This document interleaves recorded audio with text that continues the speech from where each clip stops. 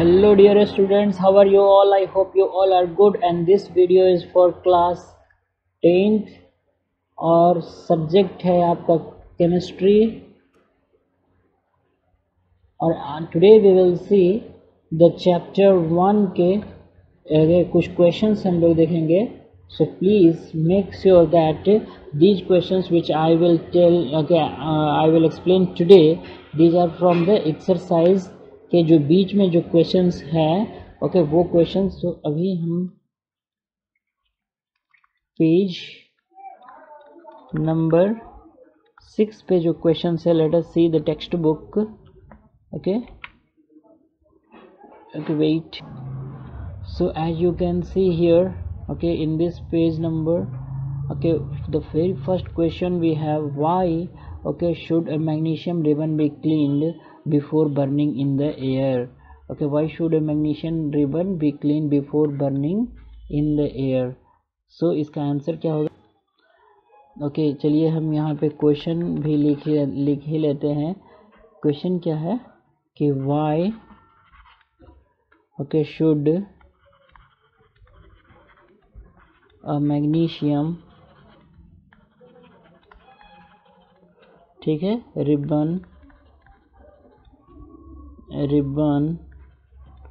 be cleaned before burning in air? सो इसका answer होगा, simple सा इसका आंसर है, जो मैग्नीशियम होता है, मैग्नीशियम जो होता है वो हाईली रिएक्टिव होता है। ये जो एटमॉस्फेरिक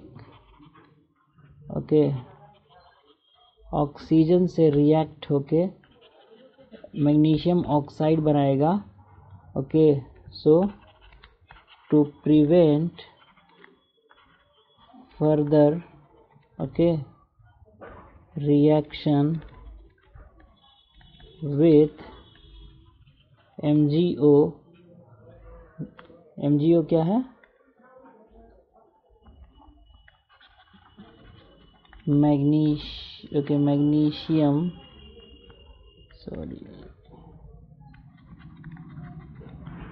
ऑक्साइड है वो, क्या? MgO। सो ये है to prevent further reaction with MgO, that is magnesium oxide. We generally clean magnesium ribbon. What is that? Magnesium ribbon before burning. ठीक है, सिंपल सा मैं आपको बता देता हूँ। जो Mg है वो किससे रिएक्ट करता है? O2 से। तो ये जो है वो मैग्नीशियम ऑक्साइड बनाता है। ठीक है, मैग्नीशियम ऑक्साइड बना देता है। तो इसीलिए हम जो है पहले तो ये वाले, अब इससे फर्दर रिएक्शन ना हो, इसीलिए हम बिफोर जो है क्लीन करते हैं, दैट्स इट। तो ये हमारा पहला क्वेश्चन है। चलिए हम अपने दूसरे क्वेश्चन की तरफ बढ़ते हैं। Write a balanced equation for the following chemical reaction and we have the hydrogen plus chlorine gives hydrogen chloride. So hydrogen plus chlorine which gives you hydrogen chloride. इसके हमें रिएक्शन लिखना है। Let us take some other page. और हमारे पास है ये hydrogen plus chloride है वो, और ये हो गया हाइड्रोजन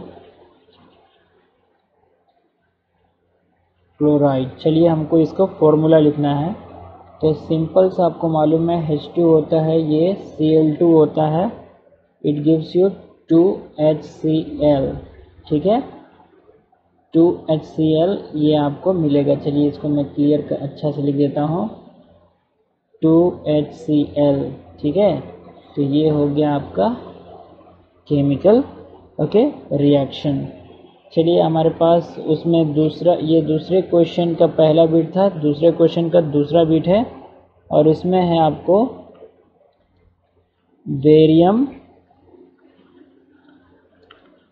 क्लोराइड प्लस एल्यूमिनियम, ठीक है, sulphate, barium chloride plus aluminium sulphate which gives you barium sulphate, barium sulphate plus aluminium chloride, aluminium chloride, ठीक है। चलिए हम रिएक्शन लिख लेते हैं। ओके, यहाँ पे हो जाएगा आपके पास BaCl2 प्लस एल्यूमिनियम होता है Al2SO4, ओके, थ्राइस, ये उसका फॉर्मूला होता है 2Al, ओके, Cl3 हो जाएगा जब ये 2Al और 3BaSO4, चूँकि यहाँ पे SO4 3 है तो 3BaSO4, तो Ba कितना हो गया, 3 हो गया, तो यहाँ पे Ba 3 हो जाएगा। सो ये आपको मैंने केमिकल इक्वेशन जो ये इक्वेट करने में बताया था, वो आप प्लीज़ एक बार वो वीडियोस देखिए।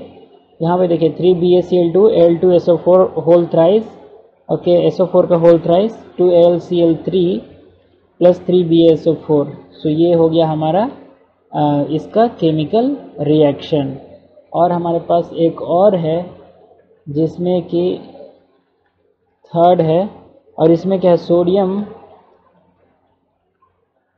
सोडियम जो है वो किससे रिएक्ट हो रहा है, वाटर से। तो ये क्या बना रहा है, sodium hydroxide, sodium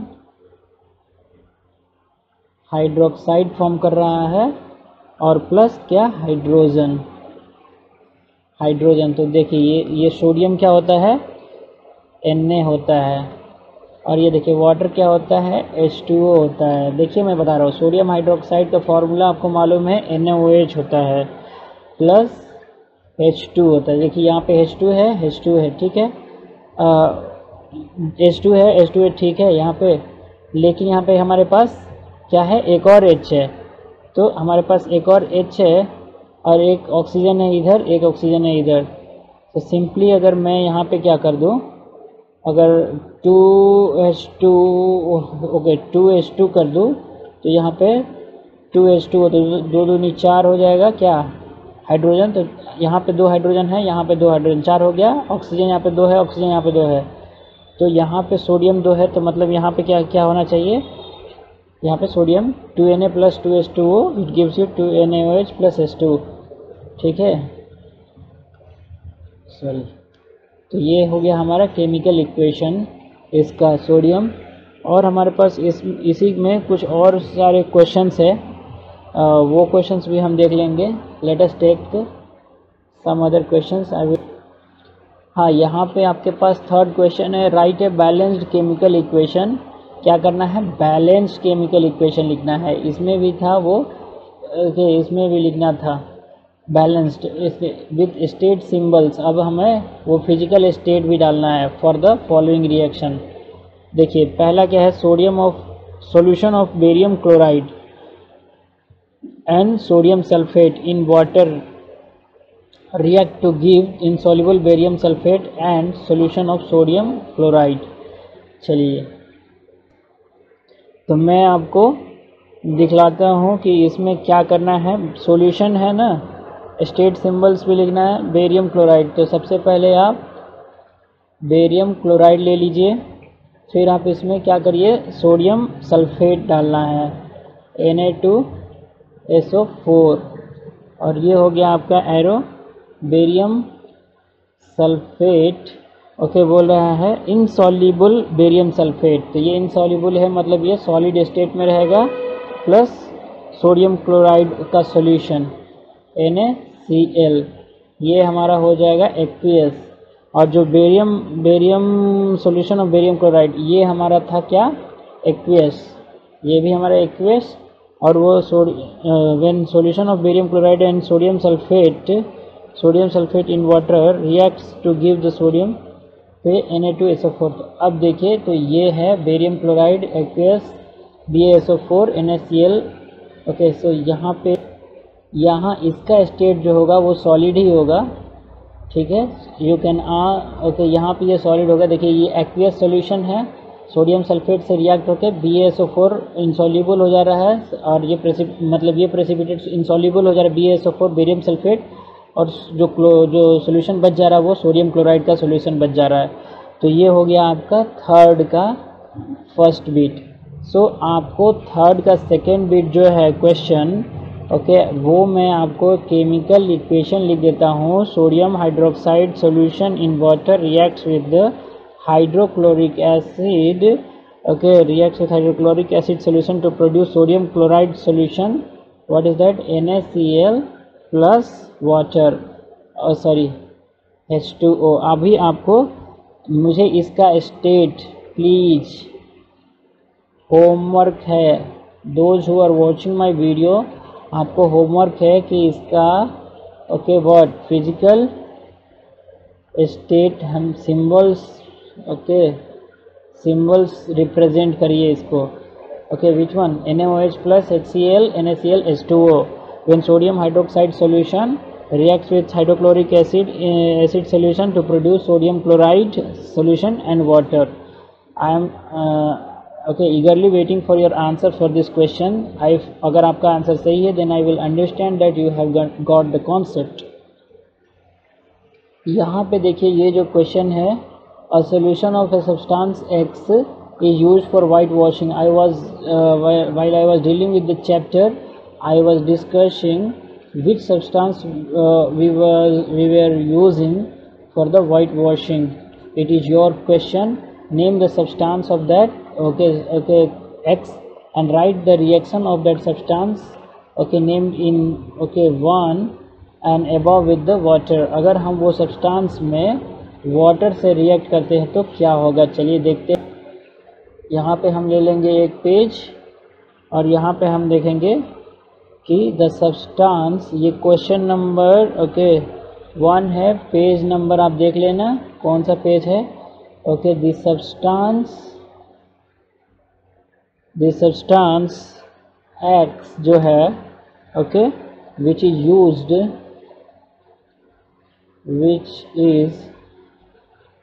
used in white washing, which is what? Quick lime और कैल्शियम ऑक्साइड, ठीक है क्या? CaO, calcium oxide CaO। The substance X which is used in the white washing is quick lime। कौन सा होता है वो substance, क्या होता है? क्विक लाइम होता है, जिसे हम वाइट वॉश करने के यूज़ करते हैं। फिर क्या बोल रहा है कि जब CaO वाटर से रिएक्ट होता है तो ये क्या फॉर्म करता है? CaOH twice, calcium hydroxide. ये कौन सा लाइम है? Slaked, okay, lime. ये कैसा लाइम है? Slaked lime. Okay, remember the thing which I am telling. As you can see here, calcium oxide reacts with vigorously with water to produced, okay, calcium oxide reacts with water to produce calcium hydroxide which is called as slaked lime। ये क्या होता है? quick lime, okay, which is used for white washing। you remember these things, okay। यहाँ पे देखिए, यहाँ पे थोड़ा सा मैं आपको बता देता हूँ, यहाँ पे लिखा होगा a solution of slaked lime is produced in this reaction, okay, is used for whitewashing the walls। A solution of slaked lime produced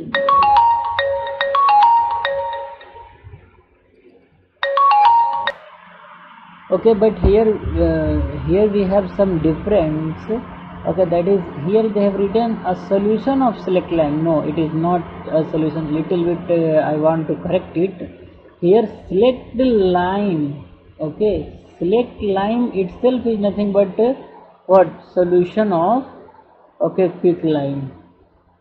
Are you getting my point or not? Question में दिया है कि solution of which substance X, तो solution of substance X means quicklime, that gives you slaked lime. यहाँ पे ये जो sentence इसने लिखा है कि क्या, कि a solution of slaked lime, no, ये सॉल्यूशन ऑफ क्विक लाइन होगा। और अगर सिलेक्ट लाइन बोलेंगे तो डायरेक्टली हम लोग बोलेंगे कि select line is use for the white washing, but question में दिया है अ solution of x means a solution of what, quicklime, which becomes slackline. Are you getting my point or not? So this is the difference. यहाँ text book में थोड़ा सा mistake दिया है, little bit, you can say NCERT text book में you can correct it, a solution of quicklime. और अगर आप बोलोगे सिलेक्ट लाइन से बोलना चाहोगे तो ये नहीं बोलोगे, फिर डायरेक्टली यू कैन से select line, okay, produced in this reaction is used for the white washing, okay. But again you are telling, if you are telling in the, or if you are this question they are asking in the okay, let me show you in the activity. Here they are given that a solution of substance x, okay, that means वो जो substance है x, a solution of substance quicklime is used for the white wash, you got it। And यहाँ पे right the reaction of that x, तो quick lime क्या होता है, CaO और रिएक्शन विथ वाटर, तो वही तो सिलेक्ट लाइम फॉर्म करेगा, CaOH टॉइस, जो सिलेक्ट लाइम होगा, जो कि वाइट वॉशिंग के लिए यूज होता है। और ये सोल्यूशन ऑफ, इसको क्या बोलेंगे, अ सोल्यूशन ऑफ क्विक लाइम, इसको क्या बोलेंगे, अ solution of quick lime which is use for the white washing. यही तो ये फॉर्म करता है। You got the difference, I think so, yes. So that is why I have written here CaO plus H2O gives the CaOH whole twice, that is the select line. Understood? Yes. Next question हमारे पास है कि क्या है, why is the amount of gas collected in one of the test tubes in activity 1.7, कौन सा 1.7, चलिए देखते हैं। Amount of gas collected in one of the test tube, एक जो टेस्ट ट्यूब में जो गैस कलेक्टेड हुआ है, ओके, वो डबल है amount collected in the other. चलिए देखते हैं ऐसा क्या है भाई उसमें। ओके, एक्टिविटी 1.7 ये है हमारी एक्टिविटी। इस एक्टिविटी में हमने क्या किया था, इलेक्ट्रोलाइसिस ऑफ वाटर। जब आप इलेक्ट्रोलाइसिस ऑफ वाटर करेंगे तो आपको क्या, दो हाइड्रोजन के दो मॉलिक्यूल्स और ऑक्सीजन के एक मॉलिक्यूल जो क्या होंगे, डिकम्पोज होंगे, because we are learning this activity in the decomposition reaction, see here decomposition reaction. तो सेम हियर, यहाँ पे जो दो, ऑब्वियसली जब ये दो मॉलिक्यूल इसके होंगे और इसके ऑक्सीजन के एक मॉलिक्यूल होगा, तो जो अमाउंट कलेक्टेड होगा किसमें, इसमें वो H2 आएगा और इसमें जो आएगा वो O आएगा। So similarly the amount collected in this test tube will be double the amount collected of gas in this test tube. You got it. यहाँ पर is the volume of the gas collected in the same, is collected the same in both the test tube, so no, यहाँ पे इसका answer हो जाएगा no, because जिस test tube में hydrogen है वो डबल रहेगा गैस किससे, जिसमें ऑक्सीजन रह रहा है टेस्ट ट्यूब में, बिकॉज यू नो दैट कि water gets hydrolysed to release H2NO2।